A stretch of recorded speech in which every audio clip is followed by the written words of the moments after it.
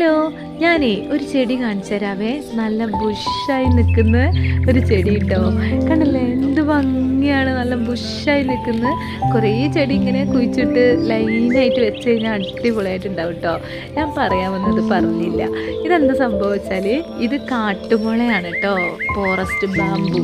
അപ്പം ഞാൻ ഗൂഡല്ലൂർ പോയ സമയത്ത് വഴിയിൽ കുറേ അങ്ങനെ ഈ മുളയരി വീണിട്ട് ഫുള്ളും മുളച്ചിട്ടുണ്ടായിരുന്നു കേട്ടോ. മുളച്ചിങ്ങനെ ഇവരിങ്ങനെ ചെറിയ ചെറിയ കുഞ്ഞു കുഞ്ഞു തൈകൾ ഇങ്ങനെ നിൽക്കുന്നുണ്ടായിരുന്നേ. അപ്പം അച്ചായൻ പറഞ്ഞു ഇത് നമുക്കൊന്ന് കൊണ്ടുപോയി കുഴിച്ചിട്ട് വെക്കാന്ന് പറഞ്ഞു.